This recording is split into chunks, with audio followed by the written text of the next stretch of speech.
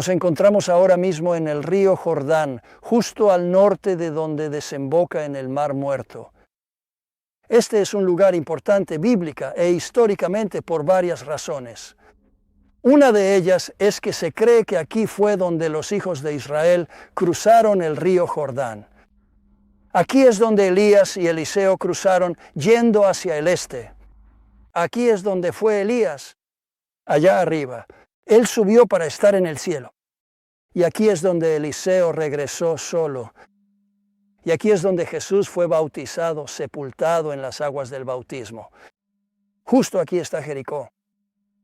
Y la escuela de los profetas estaba experimentando un programa de expansión. Un joven estudiante de los profetas estaba cortando con un hacha y la cabeza del hacha voló hacia el río Jordán. Eso habría ocurrido por aquí en algún momento.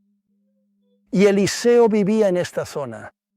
Y es muy posible que cuando Naamán, el general sirio que tenía lepra, vino al río Jordán para ser limpiado, se encontró con estas aguas turbias y decidió que no quería meterse en ellas. Así que este es un lugar histórico. Y estamos usando este lugar para enseñar sobre la vida de Elías. Ya hemos cubierto los primeros 6 puntos en un segmento anterior. Y ahora vamos a comenzar con la 7ª lección para aprender sobre Elías. Hoy necesitamos Elías para que lo que Dios quiere hacer en esta generación se pueda realizar con el mismo valor y confianza, así como el plan de Dios se cumplió en los días de Elías. La 7ª lección es que Elías recibió ánimo de parte de Dios en un momento de debilidad. 1 Reyes 19:9, partes del versículo 10, partes del versículo 11 y partes del versículo 12 dicen lo siguiente: allí entró en una cueva y pasó la noche. Y la palabra del Señor vino a él: ¿qué haces aquí, Elías? Él respondió: soy el único que queda, y ahora también quieren matarme a mí. Hubo un viento poderoso, pero el Señor no estaba en el viento. Hubo un terremoto, pero el Señor no estaba en el terremoto. Después del terremoto vino un fuego, pero el Señor no estaba en el fuego. Después del fuego vino un suave susurro. Cuando Elías lo oyó, se cubrió el rostro con su manto, salió y se puso de pie a la entrada de la cueva. Entonces una voz le dijo: ¿qué haces aquí, Elías? Hay momentos de emoción en nuestro trabajo para el Señor, así como los hubo para Elías en la cima del Monte Carmelo. Debió de ser tremendamente emotivo, dramático, emocionante, un momento intenso, ver caer fuego y consumir el sacrificio y lamer el agua que estaba en las zanjas alrededor del altar. Supervisar la matanza de los profetas de Baal, los profetas de Asera, y ver la lluvia llegar como resultado de la oración que él hizo pidiendo lluvia. Un momento dramático, emocionante y glorioso que Elías vivió en el Monte Carmelo. Y luego, después de eso, Elías se enteró de que Jezabel quería matarlo, probablemente por venganza, porque él había supervisado la muerte de 850 profetas que ella había estado apoyando. Así que Elías huyó y se refugió en una cueva en Horeb. Después de haber visto la gran demostración del glorioso poder de Dios, ahora está solo, solitario, desanimado y asustado. Dios le habló, pero antes de hablarle, envió un terremoto. Dios no habló en el terremoto. Sabemos que Dios puede hablar en los terremotos. Eso sucedió en Filipos, cuando Pablo y Silas estaban cantando. Ocurrió en el campamento de los hijos de Israel cuando la tierra tembló, abrió su boca y se tragó a los rebeldes. Pero esta vez Dios no habló en un terremoto. Luego envió un viento. Sabemos que Dios puede hablar en el viento. En el día de Pentecostés un viento recio y poderoso entró en el aposento alto y Dios habló a su pueblo. Y un viento sopló para dividir y secar la tierra. Dividió el mar Rojo y secó la tierra para que los hijos de Israel pudieran escapar de Egipto y cruzar el mar Rojo a salvo. Así que sabemos que Dios puede hablar a través del viento, pero esta vez no habló a través del viento en la vida de Elías. Sabemos que Dios puede hablar a través del fuego. En el monte Sinaí, Dios habló a través de un fuego. Y en el día de Pentecostés, lenguas de fuego divididas aparecieron sobre las cabezas de aquellos que recibieron el Espíritu Santo. Sabemos que Dios puede hablar a través del fuego, el viento y el terremoto, pero Dios no habló por esos medios demostrativos. Esta vez habló a través de una voz suave y apacible. Creo que hay una lección aquí para ti y para mí, que hay momentos de gran demostración del poder de Dios. La gente está danzando, los tambores están sonando, el gozo del Señor está sobre su pueblo y estamos celebrando en la presencia de un Dios poderoso. Y luego, al día siguiente, o unos días después, el hombre de Dios, que ha experimentado toda esa emoción y todo ese drama, puede experimentar un bajón emocional, tal como le sucedió a Elías. No debemos juzgar a Elías por esto. Él era un hombre como nosotros. Él no fue diseñado. Nuestra psique no está diseñada para soportar movimientos emocionales altos, intensos y dramáticos todo el tiempo. Así que Elías se desanimó y pensó que estaba solo, que nadie más estaba sirviendo al Señor. Y en la voz suave y apacible, Dios le habló para recordarle que Él estaba con él, que Dios tenía un plan, que había personas que estaban sirviendo al Señor. Creo que tú y yo necesitamos ser capaces de escuchar la voz suave y apacible del Señor en nuestros momentos de desánimo. O nunca estaremos listos para la próxima vez. Dios quiere hacer algo grande, demostrar su poder y moverse de una manera sobrenatural. Si tú y yo queremos ser como Elías, y creo que sí queremos, debemos ser capaces de hacer lo que hizo Elías. Y eso sería ser sensibles, escuchar la voz suave y apacible del Señor. ¿Serás tú Elías hoy? ¿Escucharás la voz suave y apacible del Señor? ¿La oirás? ¿La discernirás? ¿La recibirás? ¿Permitirás que te ministre y te ayude a salir de tu cueva de desaliento? Sí, Elías experimentó el gran poder de Dios en la cima del Monte Carmelo y también vivió un bajón emocional en una cueva en el Monte Horeb. Y en ambas situaciones, él supo cómo relacionarse con Dios. Tú y yo también necesitamos ser capaces de hacer eso para poder superar nuestros momentos de dificultad y estar listos para servir a Dios en la próxima ocasión. La octava lección que debemos aprender de la vida de Elías es que él estuvo involucrado en acontecimientos internacionales.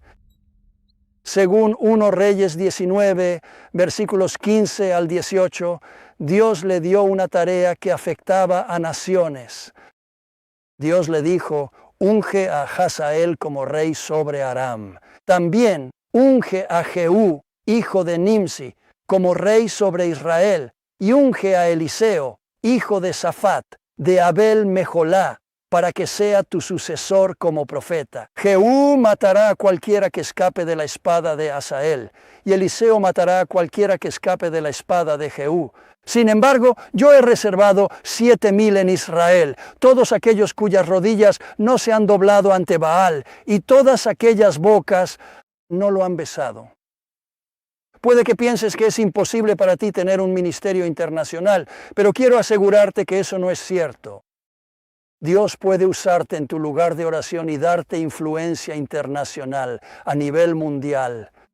Donde quiera que vayas a orar, no sé dónde oras, pero confío en que tienes un lugar donde puedes ir, estar solo y sentirte en libertad para decirle a Dios todo lo que está en tu mente, en tu tiempo y en tu lugar de oración. Pensando que se trata de un centro internacional de oración de primer nivel para contactar con Dios, usted podrá desarrollar un ministerio internacional en ese lugar. Déjame contarte a qué me dedico. Todos los lunes rezo para que Dios actúe sobre Islandia, Groenlandia, Labrador, Canadá, Estados Unidos, México. Rezo durante mi viaje por cada una de estas naciones. En mi lugar de oración voy de nación en nación orando por ellas.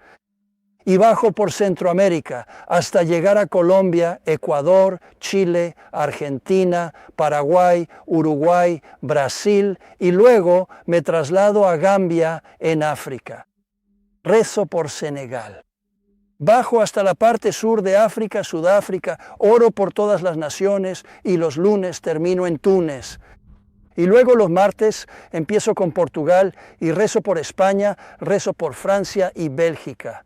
Y el Reino Unido, cada una de sus partes, Inglaterra, Gales, Escocia, Irlanda, rezo por todas las naciones del norte de Europa.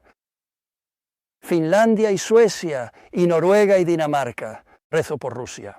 Rezo por todas las naciones de Europa y luego bajo por las naciones de Oriente Medio.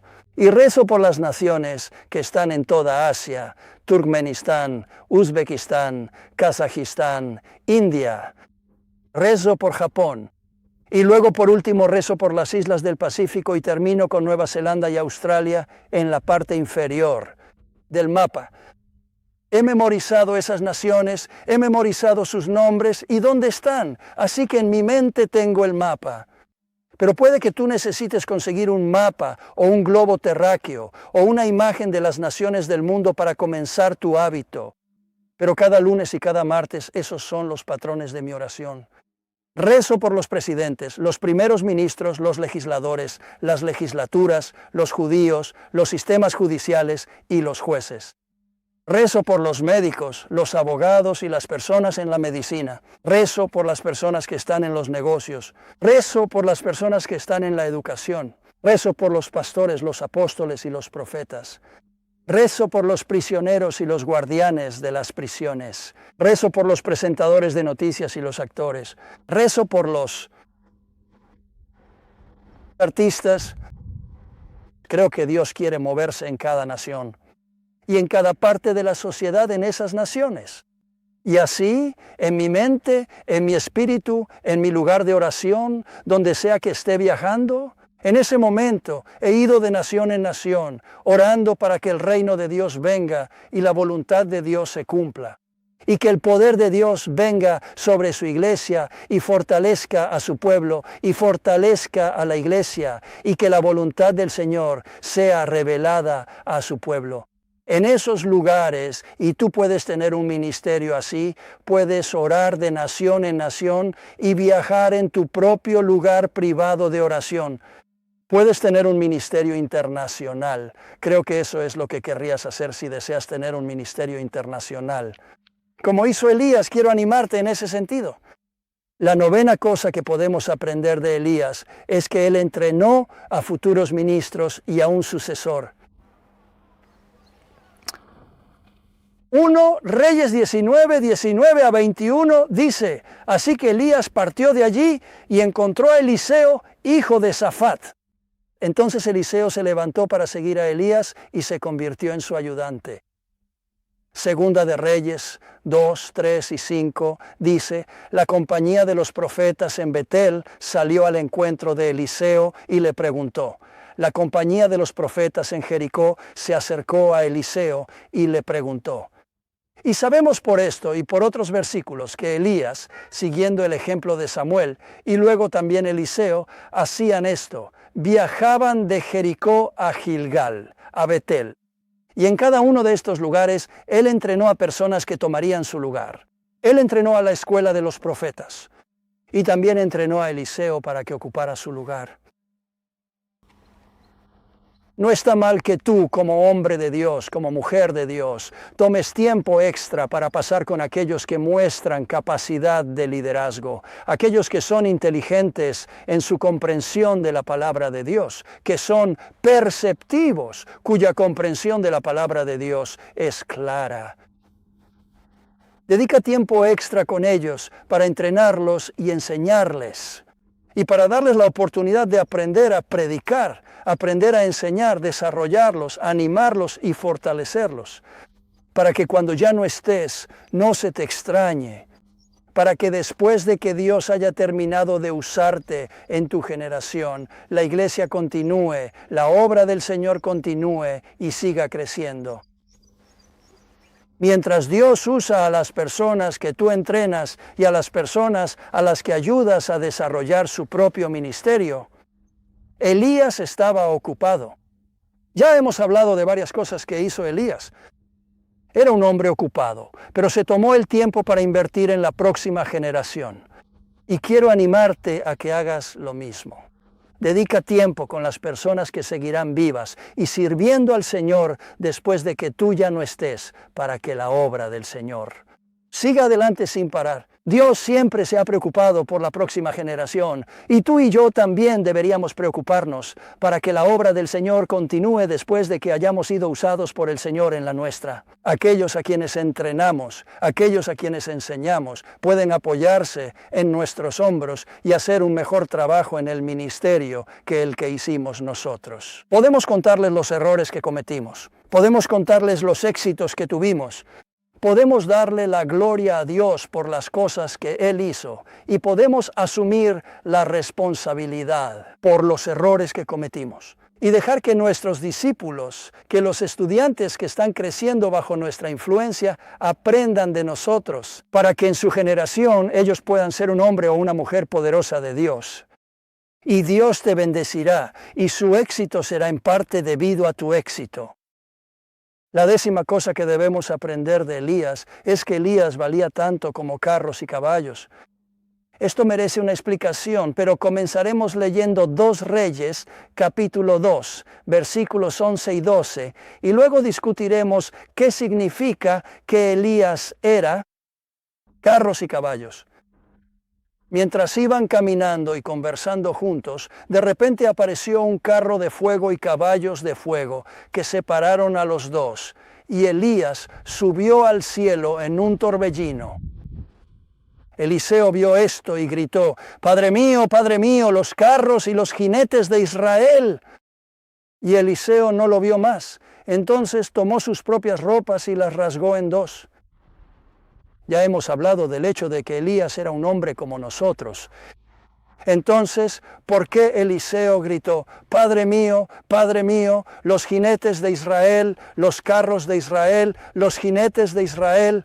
¿Qué estaba pasando por la mente de Eliseo mientras gritaba estas cosas? Un carro era el arma más poderosa disponible en esa generación. Desde un carro podías ver todo el campo de batalla. Desde un carro podías lanzar una lanza hacia abajo. Podías disparar un arco y una flecha hacia abajo. Desde un carro tenías una posición de gran ventaja en la guerra. Las pezuñas de los caballos al frente estarían matando soldados.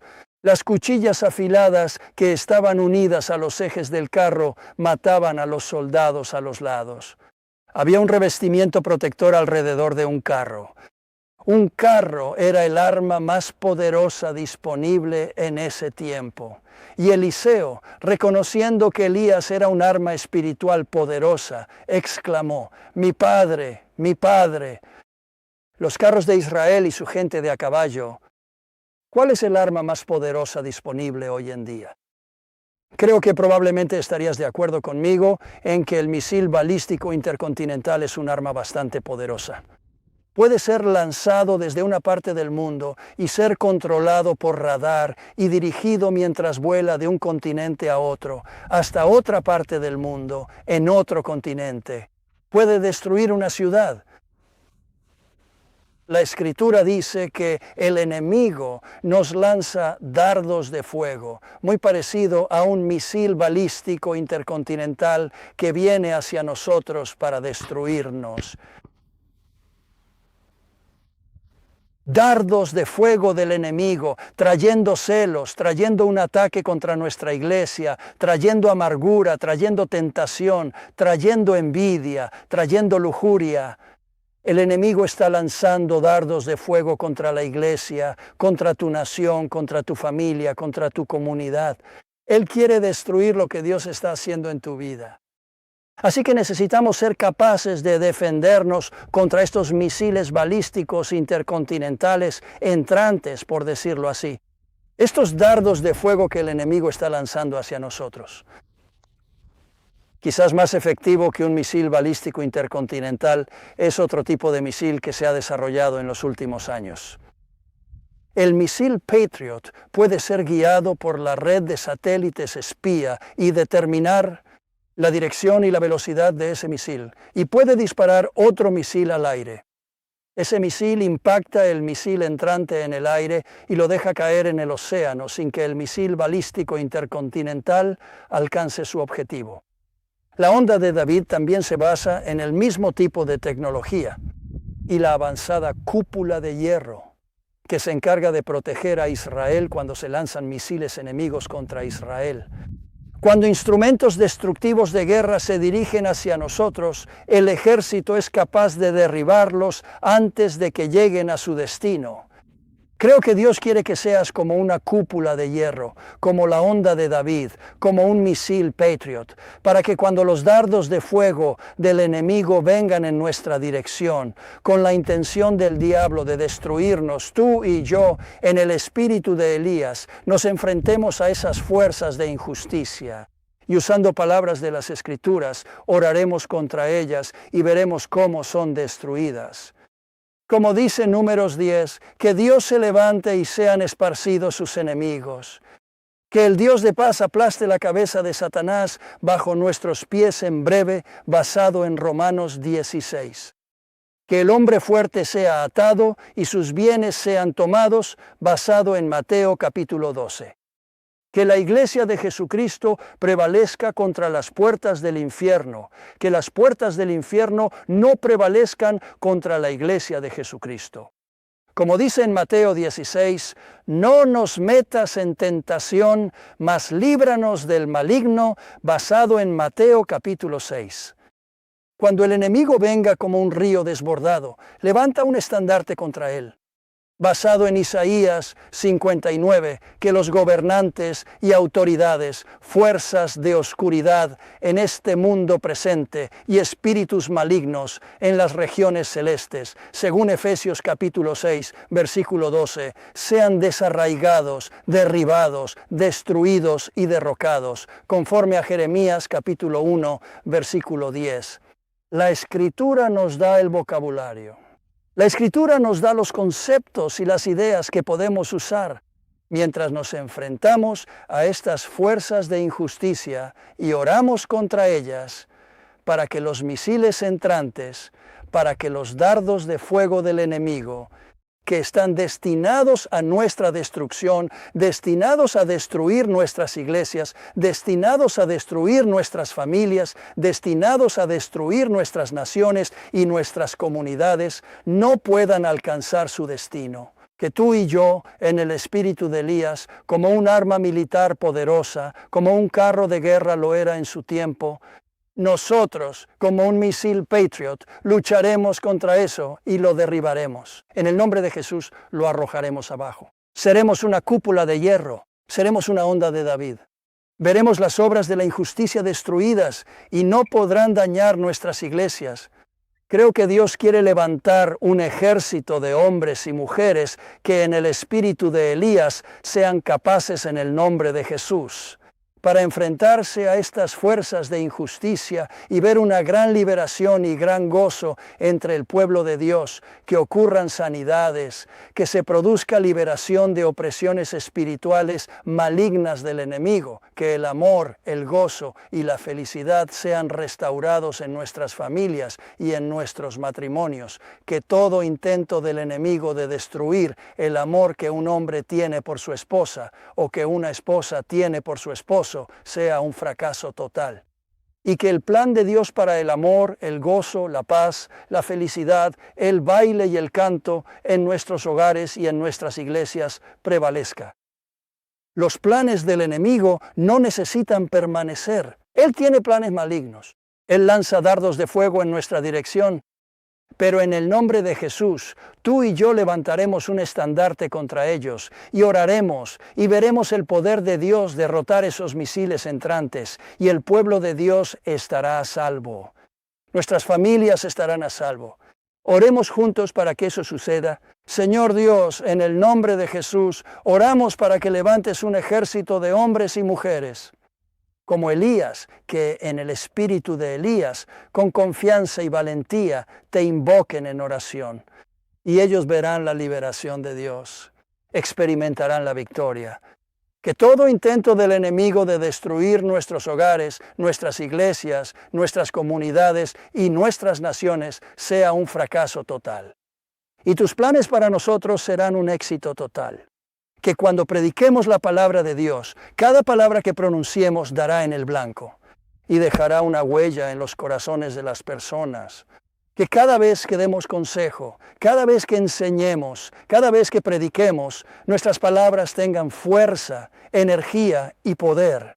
Porque así como el Espíritu de Dios se movió sobre nosotros, como el Espíritu de Dios se movió sobre Elías, sus palabras tenían fuerza, sus palabras tenían poder. La Escritura dice que las palabras de Samuel no cayeron a tierra. Señor Dios, que nuestras palabras no caigan a tierra, sino que con poder y autoridad hablemos la palabra de Dios y demos buen entendimiento a quienes nos escuchan, porque hemos seguido el ejemplo de Elías. Señor, haz esto, te lo pedimos en el nombre de Jesús.